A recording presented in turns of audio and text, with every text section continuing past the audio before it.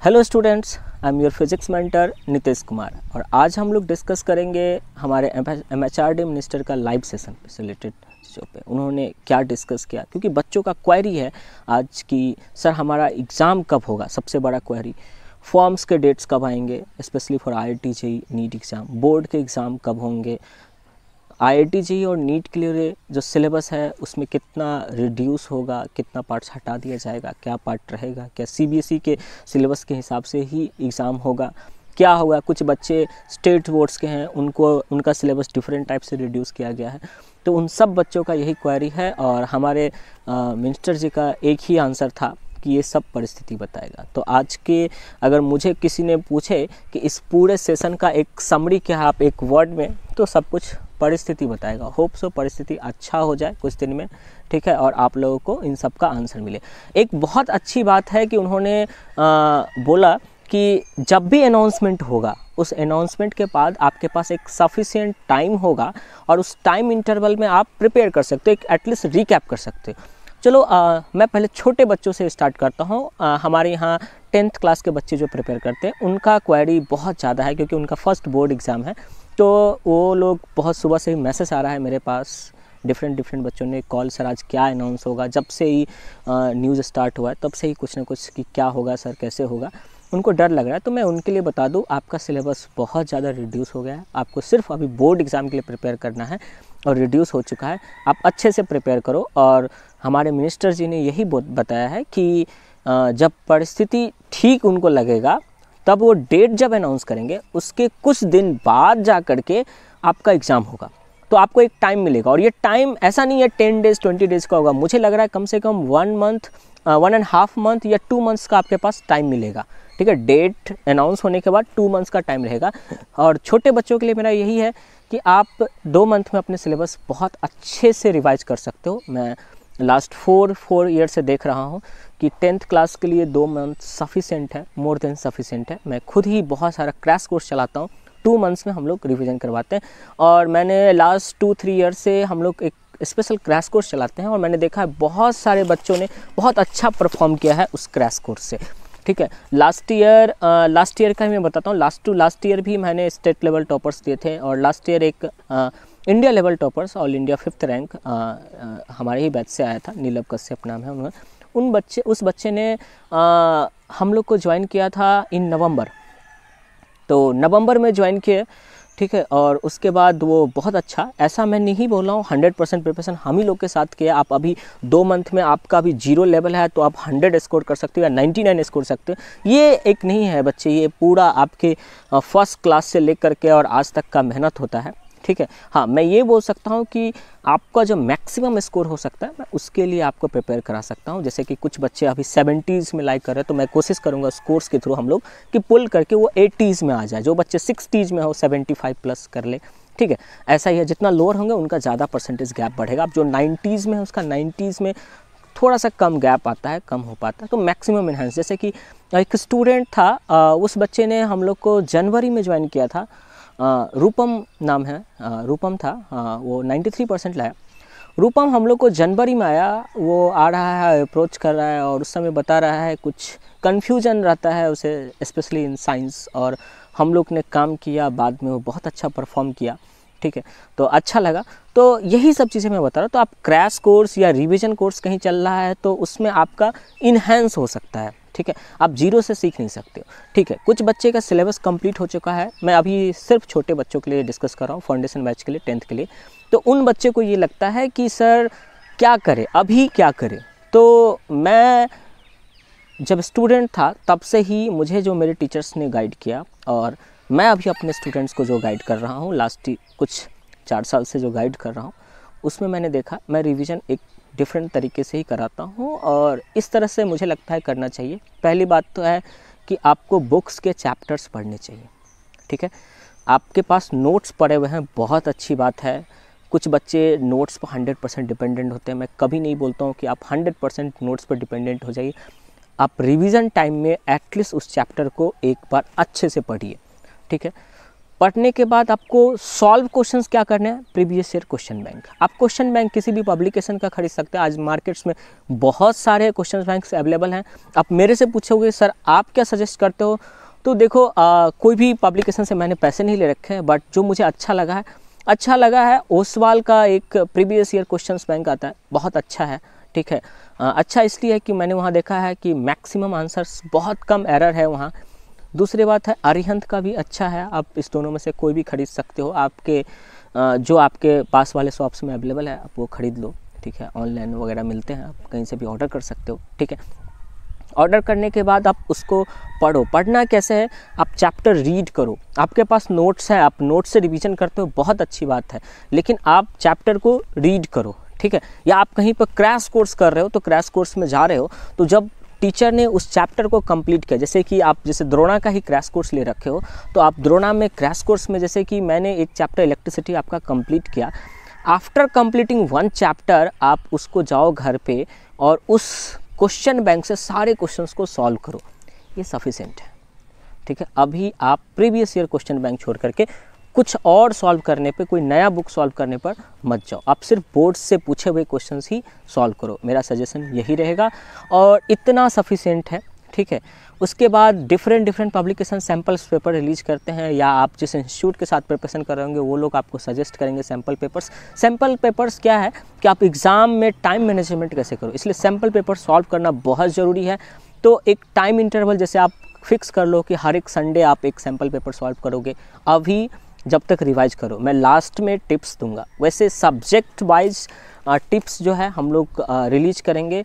Generally for IIT JEE NEET के लिए तो हम लोग रिलीज करते हैं, 10th के लिए भी कोशिश करेंगे कि आप लोग को एक सजेस्ट किया जाए कि डिफरेंट सब्जेक्ट्स को पढ़ने का एक डिफरेंट स्टाइल है, और हमारे पास जो उस सब्जेक्ट के एक्सपर्ट्स हैं वो आपको बताएंगे कि उस चैप्टर्स को कैसे पढ़ना है। बट ऑल ओवर रिवीजन मैं आपको एक बता रहा हूँ, आप किसी भी सब्जेक्ट का रिवाइज करना चाहते हैं तो आप उस सब्जेक्ट्स के चैप्टर्स को अच्छे से पढ़ें। आपके पास नोट्स है तो आप नोट्स को भी पढ़ लें, लेकिन सिर्फ नोट्स पर डिपेंडेंट ना रहें। आपको बुक्स NCERT पढ़ने ही है, उसको छोड़ना नहीं है। ठीक है, चाहे आप मेरे से भी पढ़े हो तो भी आपको NCERT बुक्स पढ़ने हैं। ठीक है, तो आप उसको पढ़ो अच्छे से और उसके बाद प्रीवियस ईयर क्वेश्चन बैंक्स ज़रूर सॉल्व करो। ठीक है, अच्छा अब हम लोग बात करते हैं IIT JEE और नीट के बच्चों के लिए। पहला तो IIT JEE के बच्चों का सबसे बड़ा क्वेश्चन ये है कि सर ठीक है एग्ज़ाम कभी भी होगा, हम लोग का प्रिपरेशन चल रहा है, और अभी तो मिनिस्टर साहब ने ये भी बोल दिया है कि जब भी अनाउंस होगा हमें टाइम मिलेगा, तो क्या सिलेबस उस समय रिड्यूस हो जाएगा? तो हम पढ़ रहे हैं, मैं तो अभी यूनिफॉर्मली, एक बच्चे का क्वेश्चन है अभी आया मेरे पास कि सर मैं तो हर एक टॉपिक पर यूनिफॉर्मली फोकस कर रहा हूँ, जो कि हर एक टीचर सजेस्ट करते हैं। इवन यूनिफॉर्मली सब्जेक्ट पे भी हम लोग बोलते हैं कि आपके लिए जितना इंपॉर्टेंस फिजिक्स का है उतना ही केमिस्ट्री का है, उतना ही बायो का है, तो और उतना ही आपके लिए मैथ्स का है। अगर आप नीट के लिए प्रिपेयर करें तो आपके लिए बायो का है, उतना ही आप मैथ्स का है, तो सबका इक्वली इंपॉर्टेंस है आपके लिए। अभी प्रॉब्लम ये हो रहा है बच्चों का कि सर कुछ टॉपिक्स जिसको CBSE ने हटा दिया है, और क्या मैं उसको भी यूनिफॉर्मली पढूं, और उस समय में हटा दिया जाएगा तो जो टाइम मैं इधर रिड्यूस सिलेबस पर दे पाता वो तो उधर नहीं दे पा रहा हूं। तो जो मेरे कॉम्पिटिटिव बच्चे हैं जो कुछ सिर्फ उसी को पढ़ रहे हैं, तो मैं क्या करूं? देखो इसमें मैं भी कुछ आपको कंक्रीट नहीं बोल रहा हूं, लेकिन मैं एक्सपेक्ट कर रहा हूं इस साल ऐसा हो सकता है कि जैसे आपके पास 75 क्वेश्चन आते थे इन JEE मेंस, है ना, 25 PCM, लेकिन इस साल आपका हो सकता है कि उसमें आपको चॉइस मिल जाए, जैसे 5 क्वेश्चन एक्सटेंड कर दिया गया, 30 question in physics, 30 question in chemistry, 30 question in maths. तो इसका अब आपके पास प्लस पॉइंट होगा कि आपके पास 5 क्वेश्चंस ऑप्शनल हो जाएंगे, और वो जो रिड्यूस सिलेबस है उसमें आपको एक ऑप्शन मिल जाएगा, जो नहीं है सिलेबस में आप उसके क्वेश्चन सॉल्व कर सकते हैं। मेरे हिसाब से मैं एक्सपेक्ट इतना कर रहा हूँ। ठीक है, सेकेंड, उन बच्चों के लिए मैं सजेस्ट करना चाहता हूँ जो बच्चे बोर्ड के साथ साथ JEE मेंस और नीट का एग्ज़ाम लिख रहे हैं। मैं उन बच्चों को तो अभी सजेस्ट करूँगा कि आपने पढ़ लिया है, आपको पढ़ा दिया गया है वो टॉपिक जो रिड्यूस कर दिया गया है, जो हटा दिया गया है वो टॉपिक भी आपको पढ़ा दिया गया है, और जो आपका रिड्यूस सिलेबस है अभी जो बचा हुआ सिलेबस है उसको आपने अच्छे से पढ़ लिया। मैं आपको सजेस्ट यही करूँगा कि आप पूरे सिलेबस को यूनिफॉर्मली पढ़ें। ठीक है, स्पेशली जो पार्ट बचा हुआ है जो CBSE के सिलेबस में है, अगर आप CBSE बोर्ड से हैं आप उसको पढ़ें, क्योंकि आपके लिए बोर्ड का मार्क्स भी इम्पोर्टेंस रखता है। तो आप उसको पढ़ें, उसको और अच्छे से पढ़ें कि वहाँ से क्वेश्चन हो तो आपसे बन ही जाए, ठीक है। और आपके बोर्ड एग्ज़ाम के बाद भी आपको टाइम मिलेगा, आप उस समय में उस टॉपिक को, तो अभी आपको रिवाइज वही करना है जो आपके बोर्ड में भी है और नीट में तो है ही। नीट का या जेई का सिलेबस तो कम किया नहीं गया है, ठीक है। तो आप इस हिसाब से पढ़ें, ठीक है। दूसरी बात है कि उन बच्चों के लिए जो रिवीजन के लिए पूछ रहे हैं, जो 12th के बच्चे हैं कि मैं रिवीजन, तो आपका भी रिवीजन पैटर्न सेम ही है। जैसे आप जो छोटे बच्चे हैं उनको मैं बोलता हूँ कि नोट्स के साथ साथ आप बुक्स को ज़रूर पढ़ें। आप अभी क्या कर सकते हैं, आपको जो टीचर्स के नोट्स हैं या आपने जो शॉर्ट नोट्स बना रखे हैं या अभी आप बनाना चाहते हैं तो चैप्टर पढ़ के बना भी सकते हैं। इतना कम टाइम नहीं है आपके पास, कम से कम 3-4 महीने का टाइम है अभी भी, तो आप 3 महीने में कर सकते हैं बहुत अच्छे से। आप चैप्टर को पढ़िए, नोट्स को पढ़िए और आप भी प्रीवियस ईयर क्वेश्चन बैंक खरीद लीजिए और उस क्वेश्चन बैंक से क्वेश्चन सॉल्व करिए, ठीक है। जो बच्चे नीट के लिए प्रिपेयर कर रहे हैं या जेई के लिए प्रिपेयर कर रहे हैं, ड्रॉपर हैं, उन बच्चों के लिए क्या है कि आपका प्रिपरेशन वही है फिर से कि आपके जो इंस्टीट्यूट की तरफ से आपको कुछ सर्कल कराए गए होंगे क्वेश्चंस, आपको बताए गए होंगे कि ये क्वेश्चंस रिवीजन के लिए है। आप उन सब क्वेश्चंस को सॉल्व कीजिए, चैप्टर्स के पूरे थ्योरी को अच्छे से रिवाइज कीजिए, ठीक है। एनसीईआरटी को छोड़िए मत, एनसीईआरटी के साथ रहिए, क्योंकि लास्ट जो नीट का पेपर हुआ है उसको देखते हुए मैं बोलूँगा कि आपके क्वेश्चंस इस बार भी वही होंगे, ज़्यादातर एनसीईआरटी बेस्ड होंगे, ठीक है। तो आप एनसीईआरटी को पढ़ना है ही, मस्ट पढ़ना है, ठीक है। और एनसीईआरटी नीट के स्टूडेंट्स के लिए तो बाइबल की तरह, चाहे वो आपका केमिस्ट्री है चाहे वो बायोलॉजी है। हाँ, आप बायो को, केमिस्ट्री को छोड़ के फिज़िक्स में आप टीचर्स के नोट्स पढ़ सकते हैं, क्योंकि हमारा जो एनसीईआरटी का बुक है वो बहुत ज़्यादा ऑर्गेनाइज्ड वे में नहीं है, लेकिन आपको पढ़ने हैं, उसके क्वेश्चंस लगाने हैं, ठीक है। उसके बाद एनटीए अभ्यास का हम लोग देख रहे हैं, ठीक है। और रिवीजन के लिए क्वेश्चंस मार्क कराए गए होंगे। प्रीवियस ईयर क्वेश्चंस बैंक में बहुत सारे क्वेश्चंस अच्छे हैं, आप सॉल्व कर सकते हैं। जिन बच्चों ने सॉल्व नहीं किया है, कुछ बचा हुआ है प्रीवियस ईयर क्वेश्चंस बैंक का, आप उस क्वेश्चंस को ज़रूर सॉल्व कर ले, ठीक है, अच्छे से सॉल्व कर ले। इवन अगर हो सके जिसने सॉल्व कर रखा है मल्टीपल सेकेंड टाइम आप सॉल्व करना चाहते हैं, सॉल्व कर ले, क्योंकि वो बेस्ट बुक है रिवीजन के लिए। जो जेई के लिए प्रिपेयर कर रहे हैं, जो नीट के लिए, आपके लिए प्रीवियस ईयर क्वेश्चन बैंक से अच्छा रिवीजन के लिए कोई बुक अवेलेबल नहीं है मार्केट में, ठीक है। आप उसको सॉल्व कीजिए। आपने एच.सी. वर्मा सॉल्व कर रखा है, लाइक इन फिजिक्स, आपको लगता है कि उसके कुछ क्वेश्चंस मैं रिवीजन के लिए हमेशा ही इन बिटवीन लेक्चर्स मार्क कराता हूँ कि mark this questions for revision. आप उस क्वेश्चंस को अभी निकाल करके और सॉल्व ज़रूर कर ले, ठीक है। और सबसे मेन है कि मोटिवेटेड रहे, क्योंकि ये जो सिचुएशन है बहुत नॉर्मल नहीं है, नॉर्मल बच्चों के लिए नहीं है कि एक्सपेक्टेड था कि आपका फर्स्ट वीक में एग्ज़ाम हो जाएगा और जब एक डेट फिक्स था तब एग्ज़ाम होगा, लेकिन अभी ऐसा कुछ फिक्स नहीं है।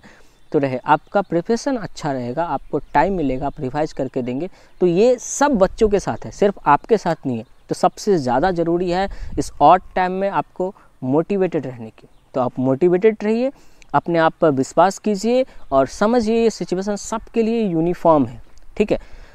रही बात, मैं लास्ट टॉपिक, कुछ बच्चों का ये है मानना कि सर क्या एग्ज़ाम कैंसिल हो सकता है? नहीं भाई, कैंसिल नहीं होगा आपका एग्ज़ाम। क्यों नहीं होगा कैंसिल? बहुत सिंपल है। आपका नीट का एग्ज़ाम जब पीक पर चल रहा था, कोविड-19 का जो पीक टाइम चल रहा था, तब उन्होंने नीट का एग्ज़ाम लिया। तो आप इस बात को अपने दिमाग से हटा दीजिए कि आपका एग्ज़ाम कैंसिल हो जाएगा। क्या एग्ज़ाम एकदम कैंसिल नहीं हो रहा है, ठीक है। आप प्रिपेयर करते रहिए, मोटिवेटेड रहिए। आपको अगर किसी सजेशंस की या कोई क्वेरीज होता है, आप मुझे टेक्स्ट कर सकते हैं, कमेंट में पूछ सकते हैं, मैं रिप्लाई ज़रूर करता हूँ बच्चे को, ठीक है।